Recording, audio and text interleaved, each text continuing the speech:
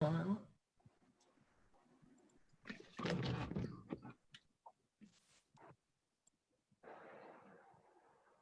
Okay, it looks like, do we have all the faculty here? It looks like we do. Okay, so I want to just bring everyone up to date with regard to, I assume everyone has heard about the announcement to eliminate the EECS department. So I just want to bring everyone up to date about that. Talk to you a little bit about some options we've discussed, and then give you a chance to ask any questions you might have, and then also give the faculty a chance to chime in a bit. So the president has recommended that the electrical engineering and computer science department be eliminated. So that includes all three of our programs: electrical engineering, and computer science. He made the announcement on December 10th. It came as a complete shock to all of the faculty, as I'm sure it did to you as well.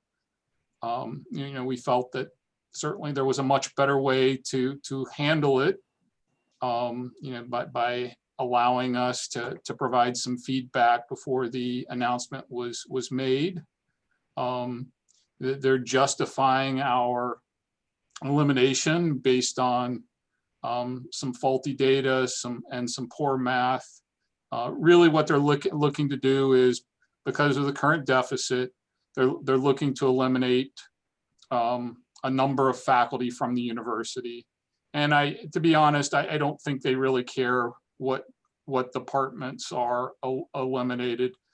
We were probably ripe for elimination more because we're severely understaffed, and could be relatively easily eliminated. I'll also throw in that, you know, the faculty believe there is another solution, and that's to actually phase out Division I athletics and save the academic side. Our department is actually profitable. We're making money.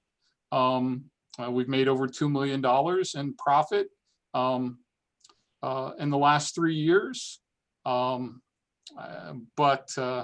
again, I don't know what they're doing. I have found no one that can justify the elimination of our department.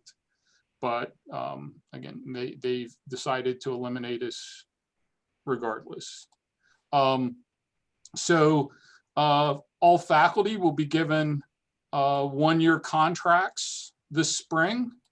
So that means no faculty will be returning after the next academic year, but we have families to support: kids, spouses, mortgages, and most faculty are either considering retiring or are looking for jobs. Okay.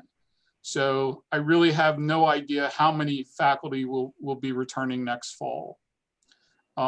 We're severely understaffed now, and certainly expect to lose our accreditation next fall.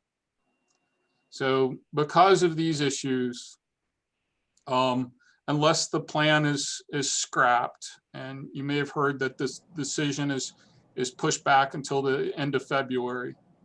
But unless if we're still targeted for elimination, we're recommending that all freshmen, sophomores, and juniors transfer after this semester. Current seniors are okay. They'll be graduating in May with accredited degrees. I believe that December graduates will be okay, but I can't make that promise. I've contacted ABET to ask if they will guarantee that our current juniors would graduate with accredited degrees next year.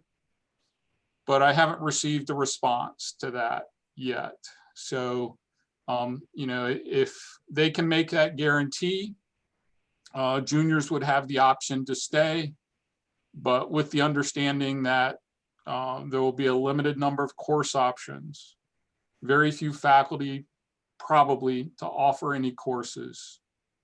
And so you may have to substitute courses for what's written in the current plan. There was a better option. A better option would have been to phase out the program. ABET provides a phase out procedure that allows us to phase out faculty, or more importantly, retain faculty until the last student from our program graduates, and they would all graduate with accredited degrees. But the president apparently never even considered that as an option. That, to me, that speaks of how incompetent this team of administrators was that put this plan together. That certainly would have been a viable option prior to the announcement of the plan. It is no longer a viable option for the faculty to consider a phase out. So the program directors will be meeting with the individual majors to talk about transfer options. We do have a few that have come through that are formally kind of in writing. I know Lawrence Tech, which is in Michigan, I know that's a long way away, but they're very interested in having you guys transfer there. And they're promising equivalent tuition and fees. So essentially the same out-of-pocket expenses that you would have here. I just got an email from Valparaiso about half an hour ago. They're a little closer, and I'll be passing this information on to you. For electrical and computer engineering, they're a more expensive school, $6,000 more in tuition, but they are promising, or they're going to work hard to make sure that your out-of-pocket expenses are the same at Valparaiso for tuition and fees as they are here. Okay. And then I'm sure a lot of you are interested in perhaps transferring to USI. I don't have anything formal from them, but I know that they're working on a transfer agreement. So that would certainly be an option for those of you in electrical engineering and then computer science. I'll let the other program directors talk briefly about any arrangements that they've made for their programs, and then I'll open it up to questions. So Mark, do you want to talk about COE options? So I guess the two options that Dr. Richardson just mentioned, and there's a third option that I'm currently working with, Kaler University, which is just north of Indianapolis, about an hour.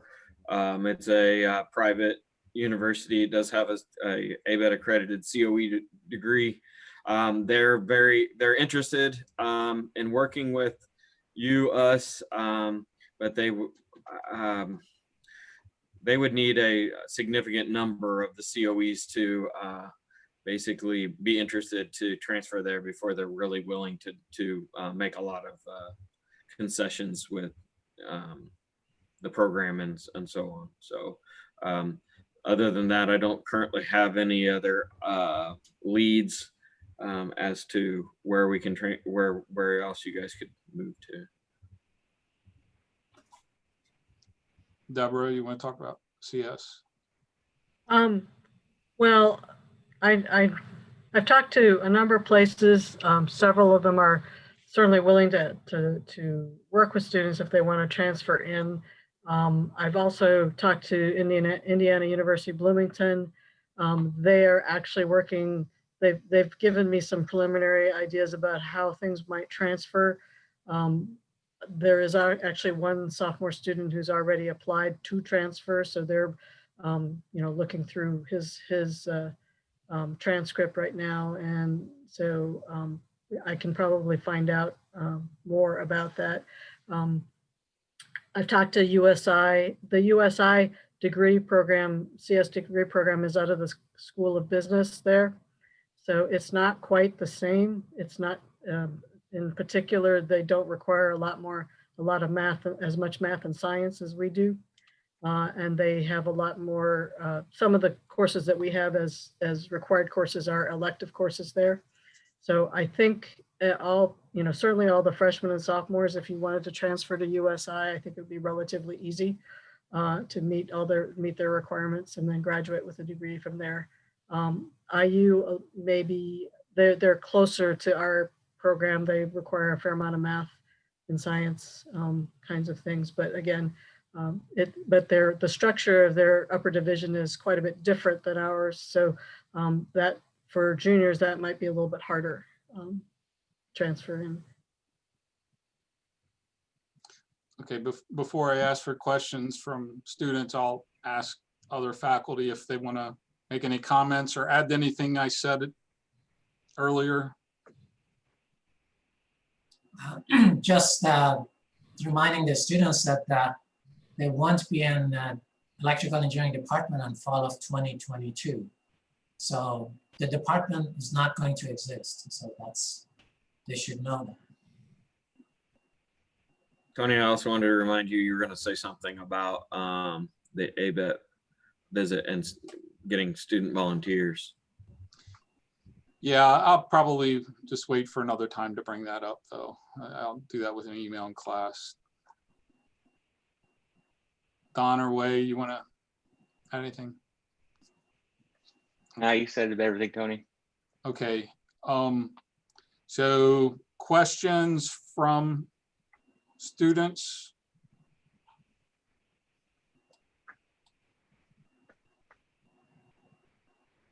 Say, don't be shy. You're not going to piss us off. We're already pissed off. So it's already certain that you guys are losing ABET accreditation next semester. No. Not next semester. By the fall, that's not definite. Okay, so we have a status review coming in next week, and the status review, based on the current state of the program, can recommend that our accreditation be extended, or they can find fault. But in a status review, we get at least a 2-year extension on our ABET accreditation. But what puts our accreditation at risk in the fall is if we don't have enough faculty returning to offer classes, then they can revoke our accreditation immediately.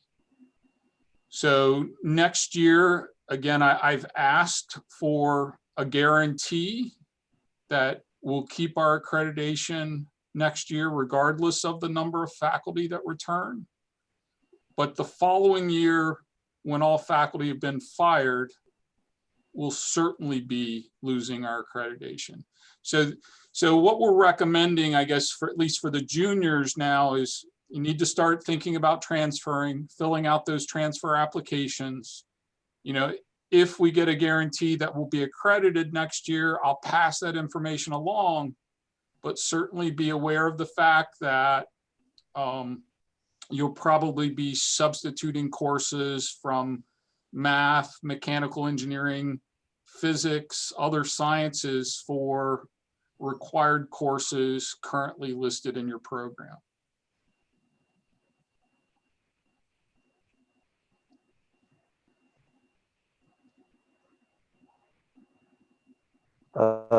Is the department going to be willing to be a bit more lenient with the required classes for graduation, since certain professors are the main people to teach certain classes? If those professors leave but are required to graduate in the fall, how will that work exactly? Yeah, certainly we'll be very, for our current juniors, if they want to return next year, we'll be very open to making substitutions for required classes. I mean, we want to see anyone who returns next fall, we want to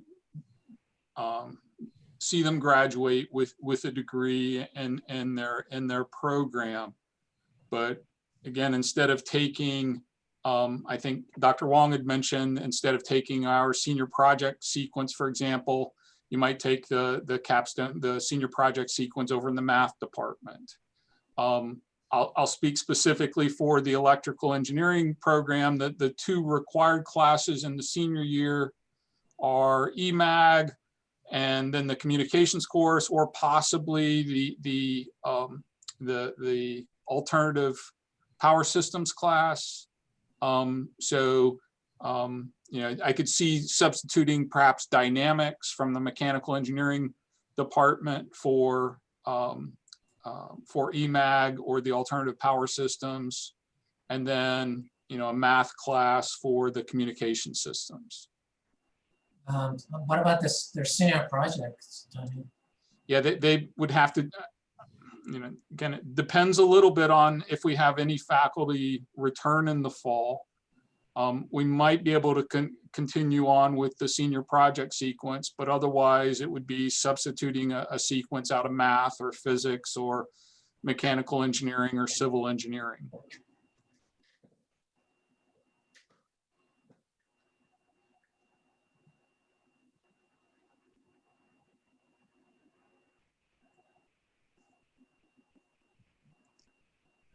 Okay, so there, I see some questions over here on the chat. What have I missed? Will scholarships main one- transfer? Will scholarships transfer as well? Deborah, you've looked at the Lawrence Tech one a little bit more closely than I have. I think weren't they?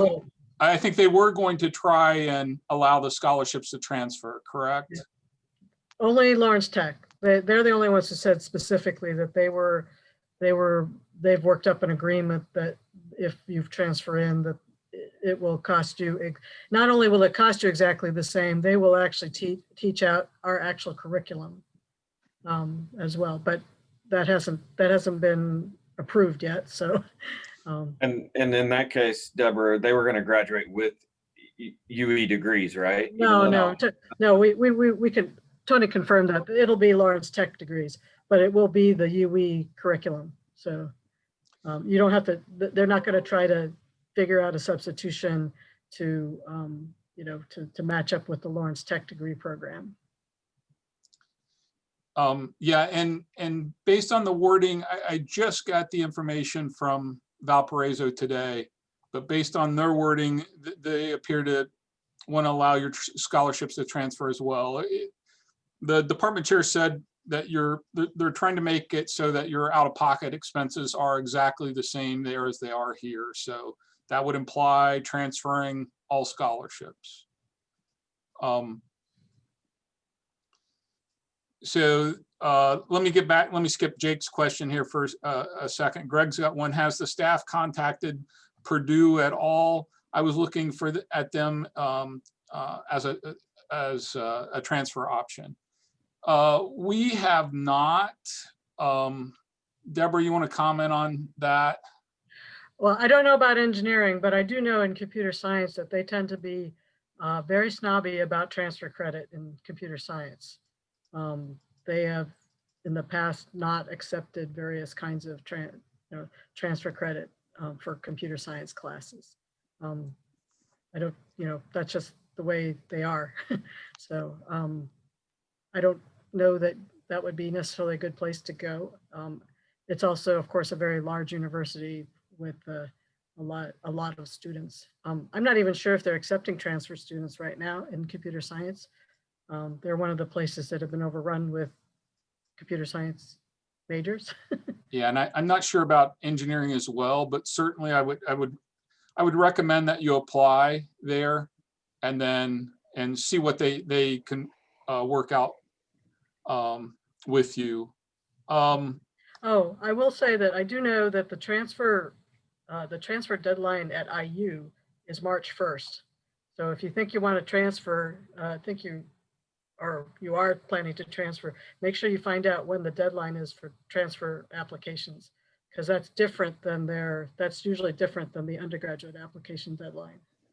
I think it's definitely would be easier transferring, for example, for electrical engineers to somewhere like Valparaiso than Purdue, since their first 2 years is mostly mathematics and the physics classes. So I don't know what happens to the circuits, but Valpo is pretty close to our program. Yeah, Valpo's a small liberal arts school. They've got a very good reputation. They want you, they're similar in size, and the campus environment is very much like UE. It's just that they're, 6 hours away. And so I know a lot of you are from the area and want to stay in the area. So the only option there would be USI. With regard to their electrical engineering program, I think at Valpo, again, it's very similar. USI, their electrical engineering program, and they're just coming up for accreditation. I expect that they'll get it, but they just grew out of a general engineering program. So they're a little bit more industrial manufacturing based than our electrical engineering program. But certainly if you're looking to stay in the area after graduation, USI would be a good option. Let me go back to Jake's question now. So, well, he's asking what we can do as students to fight against this, but we'll come back to that. Are there any other questions about transfer options or? I have one about USI. When would we know for sure if they're even accredited to transfer? Actually, are you a freshman or are you? I don't know. Yeah, I'm a freshman. Okay. Well, their visit is coming up in the next couple of weeks. I'm almost certain. So I think they'll find out within a month after that whether they're, going to get accreditation, if not sooner. Well, the way they'll get a preliminary finding when the PEVs leave for that. The actual vote isn't until July for formal accreditation. Doesn't happen until July. Can they announce the preliminary findings? I don't think they're supposed to. I'm sure they could tell. I'm sure they would tell you, and we can tell our students. But the official formal accreditation doesn't become final until they meet in July. The commission meets in July. But they do already have a couple of accredited programs, right? Their mechanical engineering. Yeah, their mechanical program is accredited. Yeah. And That's true. I think it's almost unheard of. So they know what the process involves.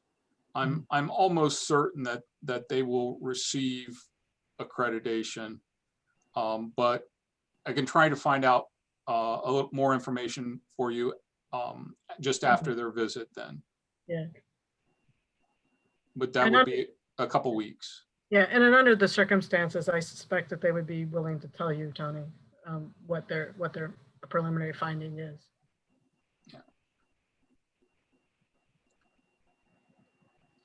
See, anything else? Okay, if enough staff leaves that we lose accreditation, but enough staff are still here that people can graduate, what are the real effects of lack of accreditation? Graduate school. Yeah, on students who would graduate with an unaccredited degree. Yes, sir. Yeah, it could affect your chances of getting into graduate school. Some graduate schools require that you graduate from an accredited program. You couldn't become professionally licensed. Now, that's not as important for electrical engineers as perhaps civil engineers, depending on the area of work you want to go into. If you go into an area of consulting, it could be important, or, if you want to work for a consulting company, I would not recommend that any student go to an engineering school that was unaccredited, or I would not recommend that anyone receive an unaccredited degree. I think it's that important. Yeah, that's for the engineers. For computer science, it's not terribly important. There are plenty of non-ABET accredited ES programs, primarily in the liberal arts schools. So for computer science, it's actually less common for the computer science degree to be accredited. So mostly you want to look at what kind of courses they require you to take and what kind of jobs their graduates get after they graduate, to see sort of kind of thing. So if you want to go to like graduate school, probably the USI program is not as strong. Than the IU program, for example, kind of thing. But I'm sure plenty of USI CS students get good paying jobs in the area when they get done. So for CS, it's not quite as important that the degree be accredited by ABET. Stephen asked about making suggestions for other colleges for us to work with. So we have contacted all of the MUPEC schools, Midwest undergraduate private engineering colleges. So that includes, all the schools in Indiana, Ohio, Illinois, that are small and private like us. And at this point, only Lawrence Tech and Valparaiso have gotten back to us. But Stephen, did you have other suggestions?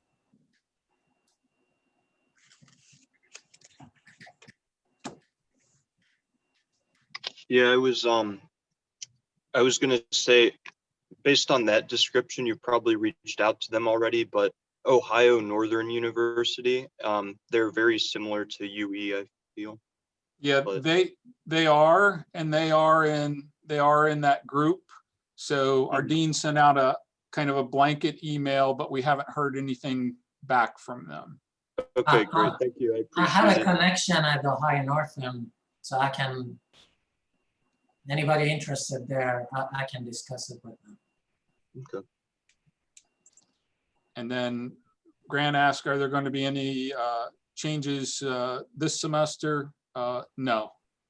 So we're offering full slate of classes as usual. Again, it's going to be a hybrid of or a mix of some online, some face-to-face, depending on your instructor.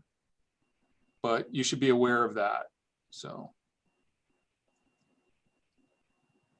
Zach, I just want to point out one thing about the PE. It's not actually completely out of the realm of possibility to get a PE with an unaccredited degree. You just have to fill out some additional forms, and there's a few more hoops you got to jump through. But it's not out of the realm of possibility.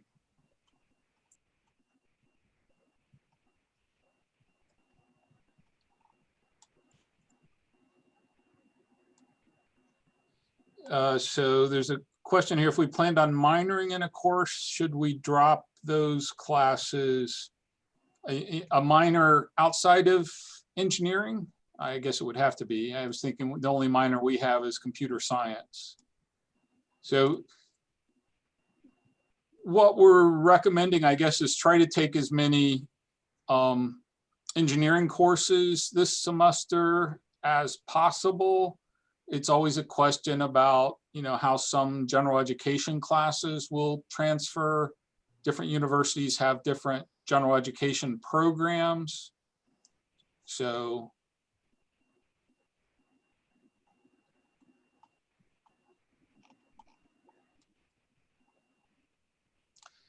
will we be allowed to miss class this semester to visit possible transfer universities? No. Just let your instructor know. I think it'd be best. You guys have made some friends here. If you can, try to maybe transfer together. But yeah, we'll certainly work with you to help you in every way that we can. transfer. And I think a lot of schools are, conducting interviews via Zoom and stuff like that still.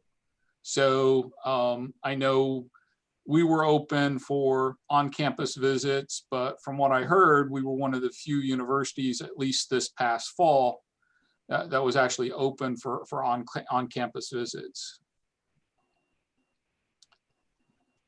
So could it be possible to have an expedited program for juniors to complete by the fall with summer classes? Certainly if they, for current juniors on a regular track, I don't think that would be possible. There's just too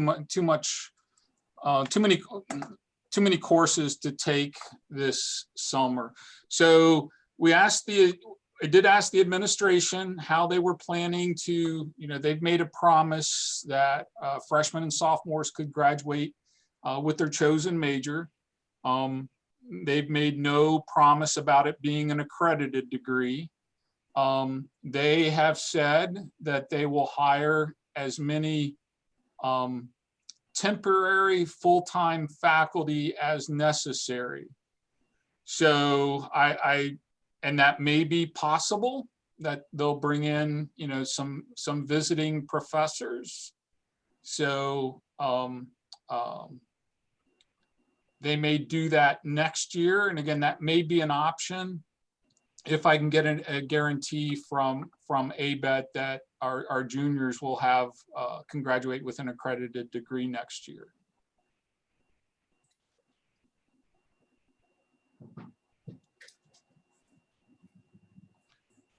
I don't trust them.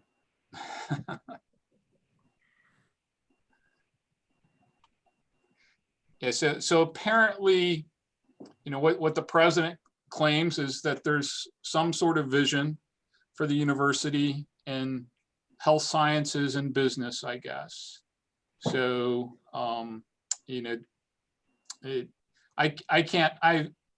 haven't spoken to anyone that has thought that eliminating electrical engineering and computer science department was a good idea.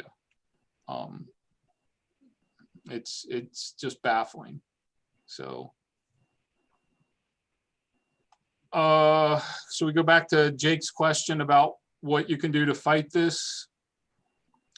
So there is, if you're on Facebook, there is a Fighting ACEs group that's student-led, and they're having an on-campus march next Sunday at 1 o'clock. I assume it will start in the Oval. So certainly your presence there would be welcomed. I know that you are supposed to speak with the president tomorrow at 5 o'clock, right? You can ask him, some questions I have off the top of my head. Why weren't faculty allowed to provide feedback before the announcement was made public? Why weren't phase out options considered? That would be in the best interest of the students. Apparently they're eliminating us based on a faulty enrollment model that does not put any value on any of our current students, which we have almost 80 students in the program. So they place no value on you or your education or the 6 faculty that are here. What else would I ask him? Other faculty? I'm trying to be polite, sorry. Okay. Well, that you could ask why, given that nationwide, the number of people wanting to major in like computer science is growing very large, and they've not been able to recruit for this program, right? I mean, it's not like there are not a lot of people going into our fields, right? So, yeah. So why has there been a failure in admissions to attract students in this area if we truly have an enrollment problem with that? And even if you think about focusing on health science and business, you know, the future there is like in business, it's in logistics. And health sciences, it's computer analysis and artificial intelligence and imaging, all high-tech computer science related fields. It makes no sense to be phasing out, you know, the essentially highest tech program in the university. So. Yeah, you can ask them like that, why other university expanding their electrical engineering, computer science programs, and we are eliminating it. So that's the trend in other schools, basically. The fundamental problem is that our enrollment has dropped, and we believe that's because we have an ineffective admissions team here at the university. But because of the decreased enrollment, the university is running a deficit, you know, close to $2.5 million. The academic side is profitable. You know, last year we had a profit margin of 7 million. That's not enough to offset the losses in athletics and administration. Okay. Athletics is currently losing millions of dollars per year. So the faculty have been wanting to phase out, and the faculty plan to save the academic programs is to phase out Division I athletics and transition to Division III. We are one of the 3 smallest universities in the country that are Division I, and we don't have the enrollment to support Division I athletics. It's just too expensive. But the president and the board of trustees, I said this morning in a post, value a dozen basketball players over 200 student scholars. So.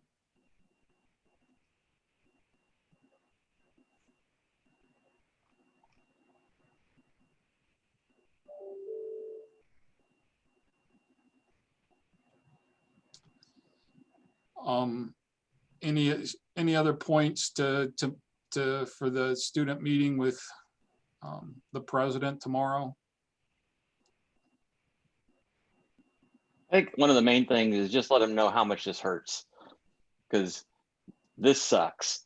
I know it sucks for you guys. Like I said, the freshman I had last fall, this is terrible. And that's honestly the thing that the faculty are probably the most angry about, is what it's doing to you guys, because literally all of us got job offers the day after this was announced. So don't worry about us.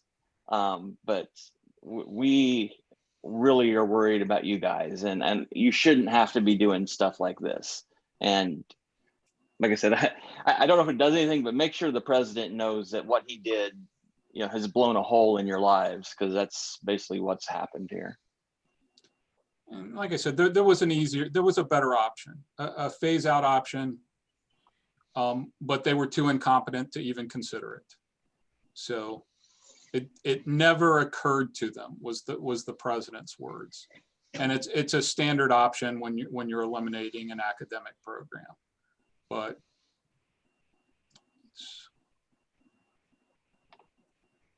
Yeah, when I asked them question, they just, Austin couldn't answer and just was throwing whatever comes to his mind during the so-called dialogue. Conversation. Effective conversations. Conversation, yeah. 3 minutes, that's called dialogue. by the way, I also want to say will that we're all available all semester. I mean, Yeah. if you guys need to have Zoom meetings and come in and see us, we are more than happy to do that, because, like I said, we care more about you guys than we do what happens in the classroom this semester, pretty much. At least me. A few faculty have mentioned having more lenient grading policies this semester, but be warned that a few faculty have not agreed to that and will be making no such concession.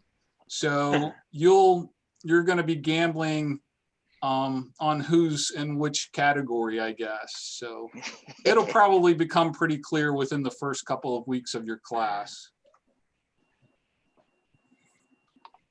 Or after they read the syllabus. Yeah. Oh, syllabus usually doesn't mean much, does it? Yeah, it's a pack of lies. Meeting the requirements for the university.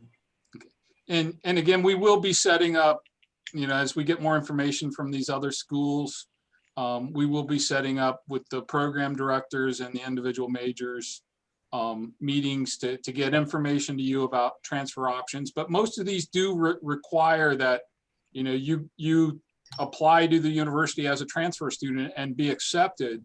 So, if you're interested in a particular school, I urge you to start that transfer process now. If this whole thing is scrapped and we are reinstated, you don't necessarily have to transfer, but starting that process now would certainly be in your best interest. You don't want to be stuck at the end of the semester with no place to go. For sure, it's easier for the freshman and sophomore without losing any classes to transfer. So it's a little bit harder for our juniors. So that would be something. Yeah, one of the issues with the juniors is that some universities require that you take 60 credit hours at the new university. USI doesn't actually have that policy. They only require that you take 30 years or the equivalent of your senior year at USI to get a USI degree. Now, I'm hoping that some of the other schools will relax that requirement. In your guys' case, a lot of the universities are aware of what's going on here and the fact that we're being closed down. So I'm hoping that they'll make exceptions for any of our current juniors that want to transfer.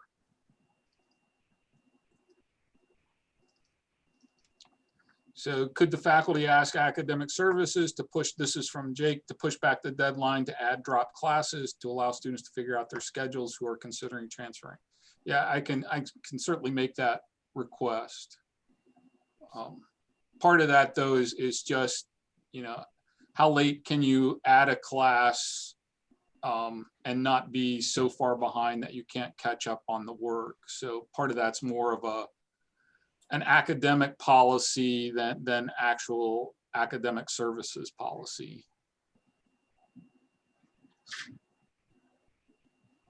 And then emailing a list of recommended universities. Yeah, we'll probably have these meetings by major, try to schedule those maybe later this week. I don't have much yet for, we've only got the written agreements from Lawrence Tech and Valparaiso at this point. So we expect more to be trickling in, but we can get together and maybe talk about other institutions that you might be interested in.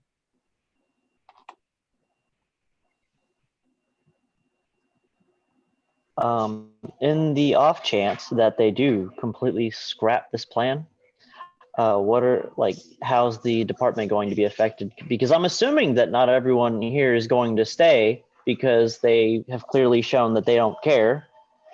So can we trust that the department would still be the same? Like the actual degree would still be the same? Well, in terms of we wouldn't be changing the degree requirements.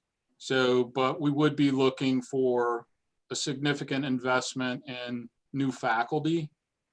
Again, some of us are looking for jobs. Others have already accepted jobs. So we'll need to hire new faculty. They've refused to do that for the last 3 years. I think they've been slowly phasing us out, and we were just kind of unaware of it. We're blaming the fact that they weren't allowing us to hire new faculty on the budget problems. So we had 2 positions open and advertised to be filled for next year. So if we are reinstated, they'll have to make an investment in faculty. You know, we would ask for an investment in marketing, an investment in scholarships to be able to recruit students to revive the program. So I think the odds of that are pretty low at this point, unless the plan is scrapped. And to be quite frank, we get a competent senior administration, a group who cares more about academics than athletics.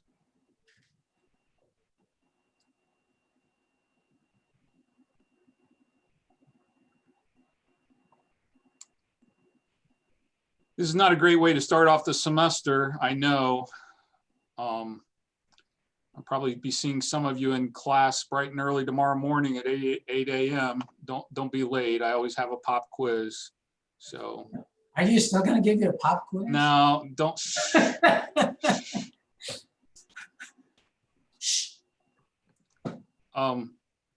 Any other questions?